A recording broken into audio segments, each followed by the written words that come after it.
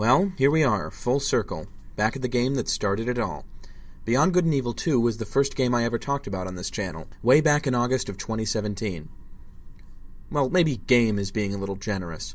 Strictly speaking, Beyond Good and Evil 2 isn't a game, in the sense of a complete interactive experience that you can actually play. What Beyond Good and Evil 2 is a game project, a work in progress. And it's been a work in progress for a long time. Mikhail Ansel first announced he was working on a sequel to Beyond Good and Evil back in 2008. By the time that E3 trailer I commented on came out, Beyond Good and Evil 2 had been in development purgatory for nearly a decade. You would think that after all that time we would have some concrete details about how the game works, what its story is, who you play as, and so on, but nope. Since that trailer 3 years ago, we've had another trailer that basically said the same stuff as the first one, and a gameplay demo that was really just an empty sandbox to jetpack around in. As far as we know, Beyond Good and Evil 2 still has no story, no structure, no enemies, and no in-game dialogue. Honestly though, even 3 years ago we had good reason to be suspicious. The E3 trailer featured precisely 0% gameplay and 100% flashy pre-rendered cutscenes so lavish that they probably won't even be used in the actual game. The dialogue was mostly played for laughs, and revealed pretty much nothing about any potential story except that some characters probably steal stuff at one point. It was exactly the kind of overproduced CGI trailer used by games like Dead Island and Overstrike, aka Fuse, to trick people into thinking the game would be better than it was. This was not a good sign. And the 3 years of virtual silence from Ubisoft since then is an even worse sign.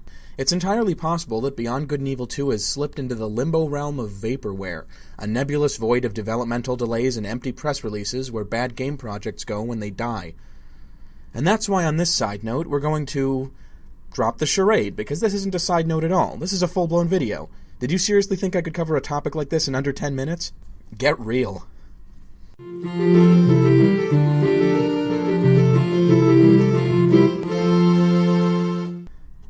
If we're going to understand what's happening to Beyond Good and Evil 2, we'll need to know what happened before to game projects like it. And our first stop on this voyage of discovery is Vaporware.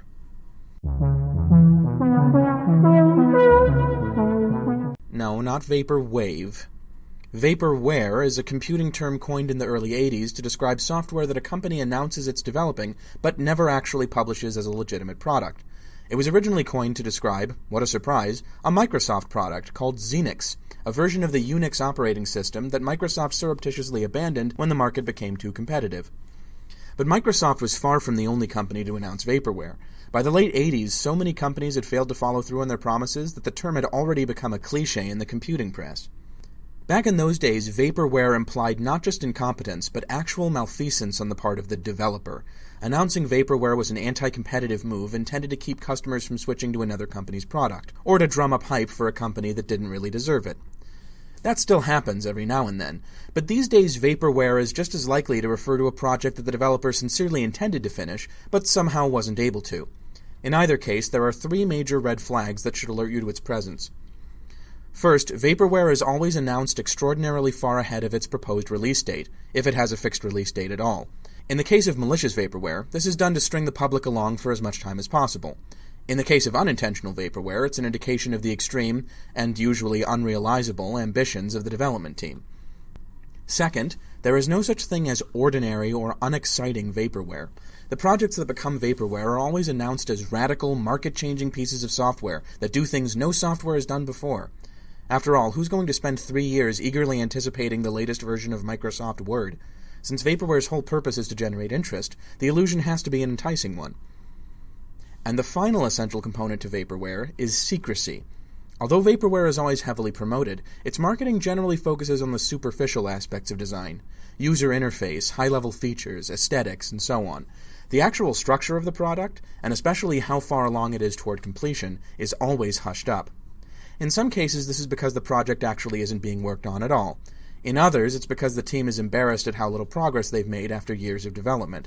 Software companies are usually pretty secretive to begin with, but the existence of a Vaporware project makes them downright Machiavellian. So if you were going to make your own Vaporware video game project, what should you choose? What would drum up the most public interest, while also avoiding, as far as possible, public scrutiny into your development choices? I think the ideal place to start would be a sequel. Sequels are usually more ambitious than the game they're based on and take longer to develop. If the original game also happens to be a critical darling, even better. This way, journalists and critics will take your project seriously without asking too many questions. They probably won't even be that curious, since the original game already gives them a fairly good idea of what your sequel would be like when it comes out. If it comes out. Naturally, when you announce this eagerly awaited sequel, you don't give a release date and you don't publish any real details about the game's design. Any screenshots or trailers you release would be more in the nature of teasers, basically just reminders to the public that yes, you are still making this game. Whether you actually are or not is of course irrelevant. Your PR people would make a big deal about how much grander the scope of this new project's gameplay and setting would be. Was the first game set on an alien planet? Set the new one on multiple planets. Did your characters spend a lot of time on a boat in the original game? This time you give them a spaceship. And if the original game's combat was mostly melee-oriented, introduce guns to shake things up a little. And it'll probably help things along if, at some point, you reintroduce a character from the original game in one of your trailers for some free publicity points. Don't have him say anything plot-related, obviously. Just some generic, funny line that would be in character without revealing anything major. So yeah, it does not look good for Beyond Good and Evil 2. Everything I just mentioned, Ubisoft has done in marketing this game. They've been far cagier in this instance than they have with almost any other game they've published over the last 20 years, and that's suspicious. I don't think this is necessarily a case of malicious vaporware. Ubisoft has very little to gain by stringing along Beyond Good and Evil fans like this. It's not like they sell official page-brand sweaty tank tops or have a Jaden Friends TV show to promote. What's more, Ubisoft's brand identity does not revolve around Beyond Good and Evil. They're a huge publishing company with many successful franchises, most of which matter to their bottom line far more than a one-off adventure game they made 17 years ago. I'm guessing that this project is skewing a lot closer to incompetent vaporware, the kind you get when a team bites off more than it can chew and gets stuck. This kind of vaporware is much more common in the video game world than the other kind, and there are several prominent examples of it. Let's examine a few.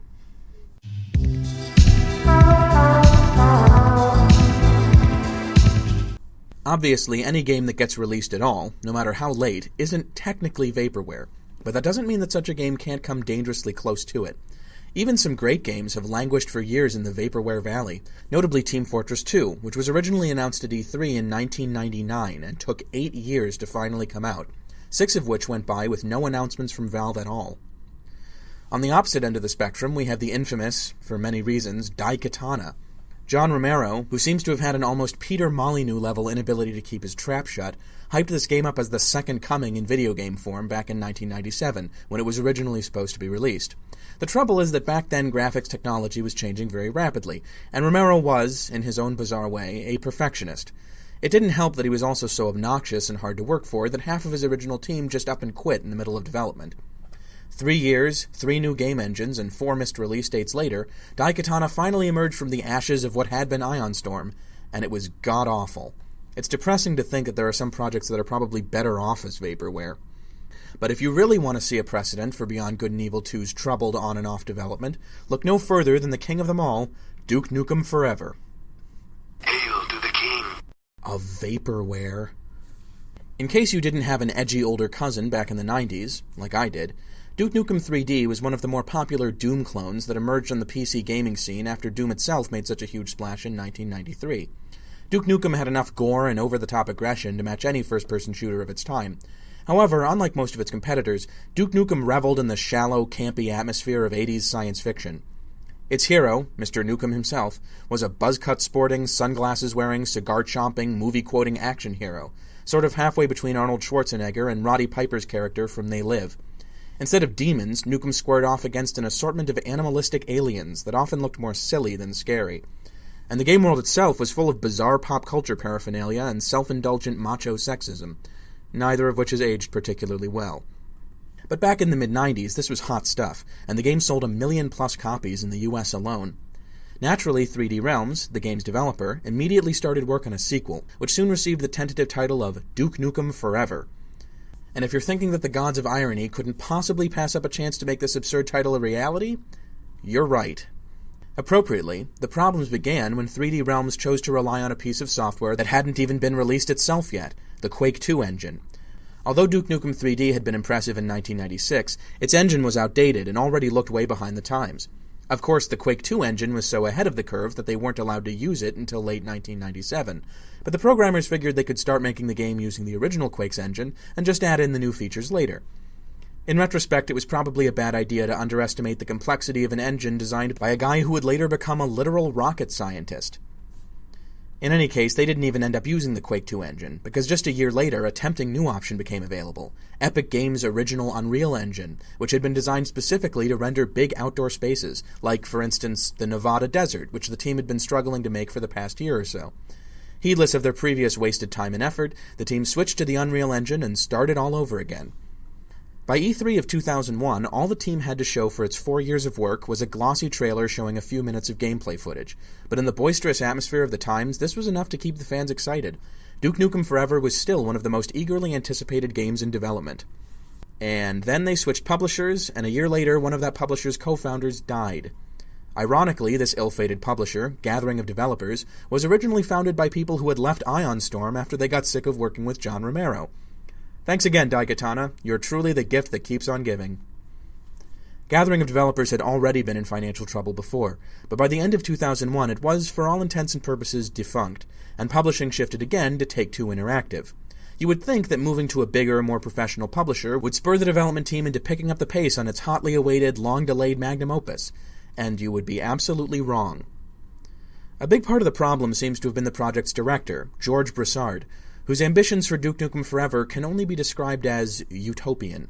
4 years into development, he still had no real idea what the finished game should look like, other than that it had to be the most awesome, impressive thing ever. Team members would joke that they had to keep the director away from other games, because if he saw any of them, he would instantly want Duke Nukem Forever to be just like that, only better. Whenever people asked Broussard when Duke Nukem Forever was coming out, he would infamously say, "When it's done." By 2003, this had made him pretty unpopular, not only with 3D Realms' would-be customers, but also with their publisher. That same year, Take-Two's CEO claimed that the game's delays had cost them $5.5 million in lost earnings. Broussard's response to the pushback from Take-Two, which he posted publicly on the internet, really deserves to go down in history as one of the all-time arrogant trash-talk tantrums. Remember, as you listen, that this is a guy who made virtually no progress on an important project for 6 years, talking to the people without whose help his passion project will never be released. Take-Two needs to shut the up. We don't want Take-Two saying stupid-ass things in public for the sole purpose of helping their stock. It's our time and our money we're spending on the game. So either we're absolutely stupid and clueless, or we believe in what we're working on.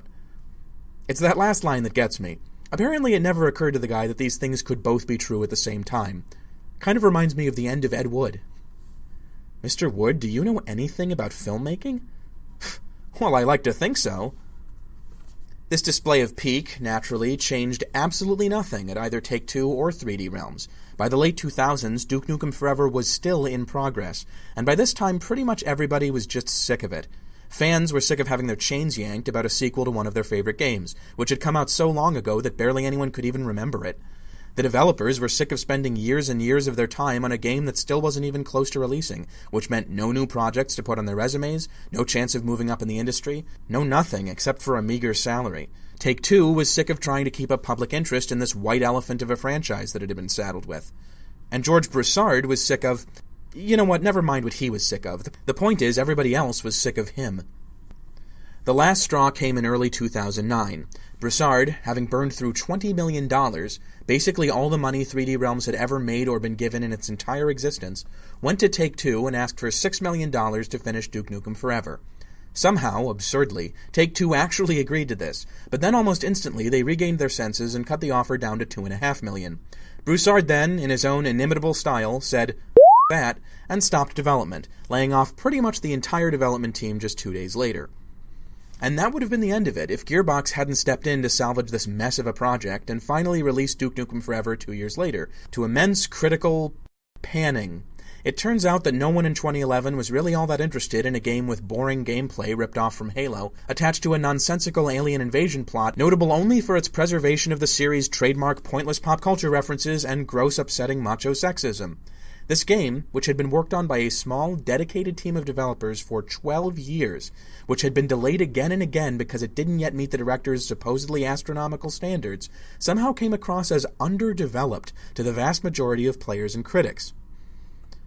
So why did I go on this massive tangent about a game that this video isn't even technically about? For this one reason. I think Beyond Good and Evil 2 is headed in exactly the same direction.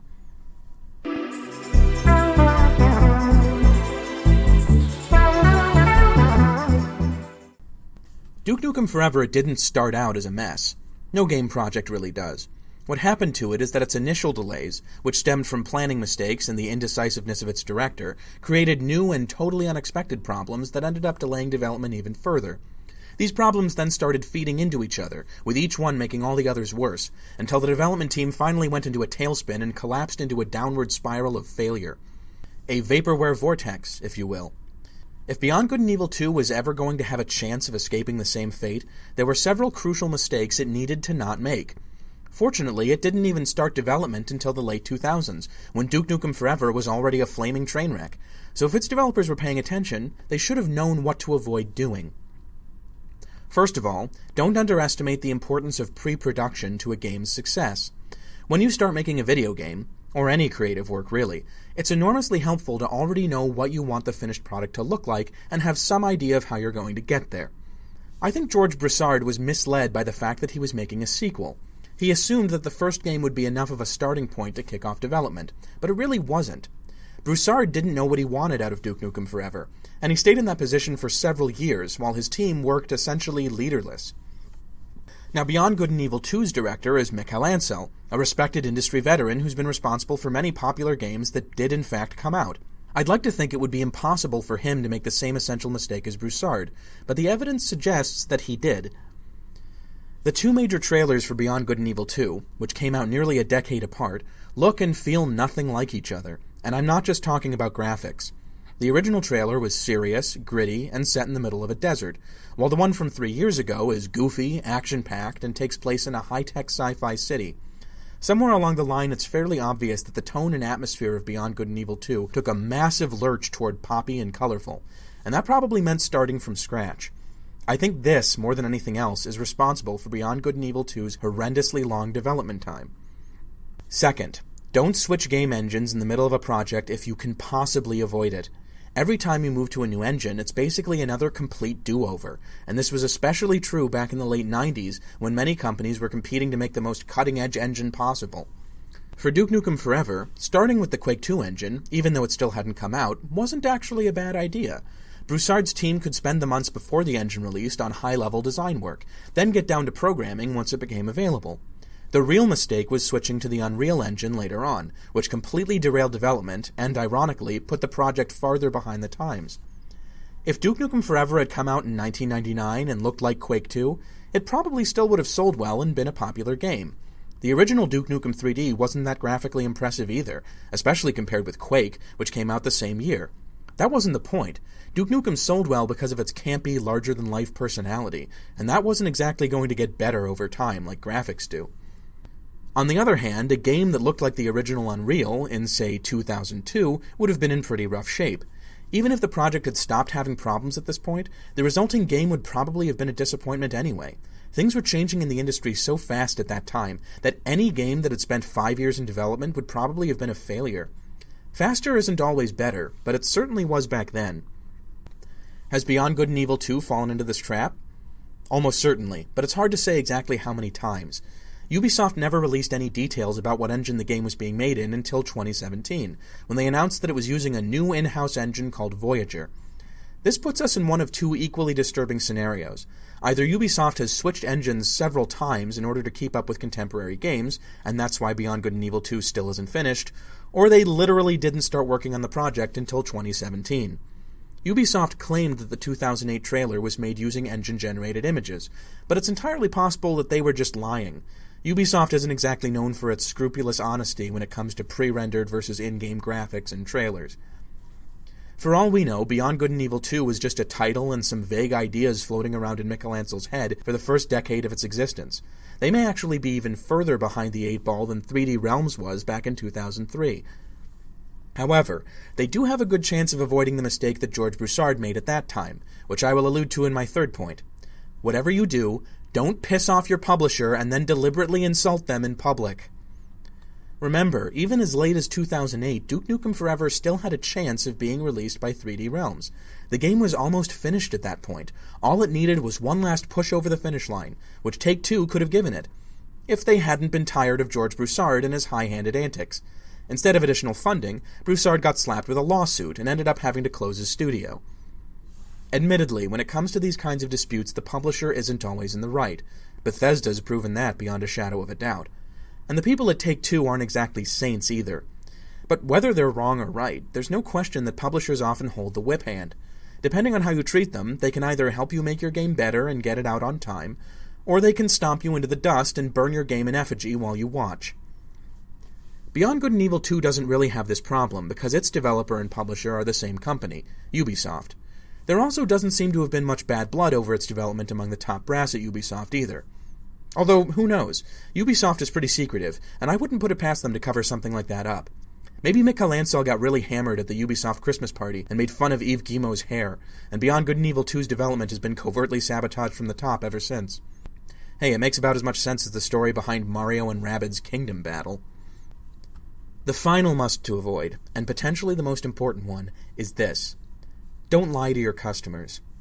This is just good advice in general, but it's especially important when you have devoted fans who are willing to put down cold hard cash for your products. Chances are that not only the eventual success of your game, but also your ability to raise capital to develop it in the first place, is dependent on the general public's attitude toward your studio. Lie to your fans, hide the truth from them, and try to distract them with hype and PR, and you risk destroying the goodwill that your future viability depends on. The essential fact about Vaporware, the reason why the word is derogatory in the first place, is that it's based on deception. Duke Nukem Forever could not possibly have taken up 12 years of anyone's time if George Broussard had been upfront about the problems he was facing. It might have come out sooner, or it might have been cancelled, but it wouldn't have spent a decade in a zombie-like state of semi-completion. And if you think half-assing a sequel to a popular franchise is better than doing nothing with it, you're dead wrong. Doing nothing is a waste of intellectual property, sure, but at least it leaves the value of the brand intact. It keeps open the possibility of doing something interesting and worthwhile with those concepts in the future, and many companies have been able to bring back even decades-old franchises by treating them with the respect they deserve. Fans are willing to wait for something good. What they aren't willing to do is be jerked around for a decade. This is something a lot of companies, not just video game developers, seem to misunderstand. Fans are people who are willing to put up with being lied to, not people who don't care whether you lie to them or not. No one likes being lied to. Every lie that's found out decreases the value of your brand in the eyes of people who buy your products, which in the long run is equivalent to your earning potential. Ruin that, and your company won't have a future. Look at it this way. Back in 1996, there were about 1 million Duke Nukem fans, because it was a fun game that offered something different. There were still probably a few 100,000 when the first Duke Nukem Forever trailer came out back in 2003. Now there are none. The king is dead, and Vaporware killed him. Shigeru Miyamoto once famously said that a delayed game is eventually good, but a rushed game is forever bad. As far as Nintendo is concerned, that's probably fair to say, but it really depends on what you mean by delayed.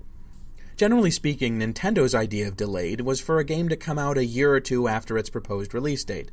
Ocarina of Time, for instance, was originally supposed to come out in 1997, but its release was pushed back to 1998 in order to polish it up. The N64 itself had its launch delayed so that Nintendo could be sure of manufacturing enough units to meet demand. There was even a marketing campaign oriented around the public frustration with delays, using taglines like, "Is it worth the wait?" Here's the thing, though. That N64 delay, which everyone at the time was so worked up about, was from a proposed Christmas 1995 release to the eventual North American release in September of 1996. That's less than a year, and it still caused PR problems for Nintendo. Duke Nukem Forever's 12-year odyssey of failure isn't even in the same ballpark, and sad as it is to say, what delayed means for Beyond Good and Evil 2 is much closer to Duke Nukem Forever than it is to Ocarina of Time. Is Beyond Good and Evil 2 doomed? Will it be dragged down past the event horizon of the Vaporware vortex and never be seen again? It's difficult to say.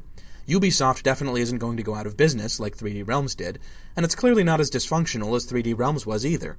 But it takes more than simple existence for a developer to bring a game to fruition. It takes dedication and hard work. It takes the coordinated efforts of many different people under stable leadership.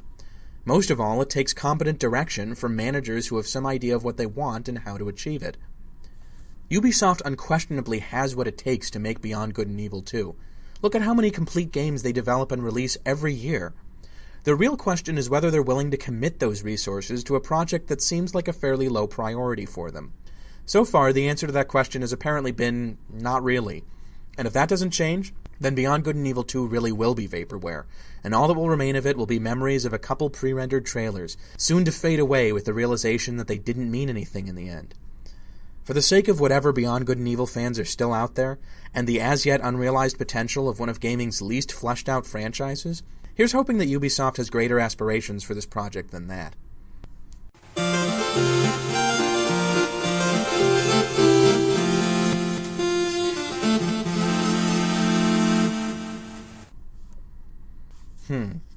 You know, this was a pretty long video, but I can't help feeling that there's still something I'm forgetting. Yeah, I guess you're right.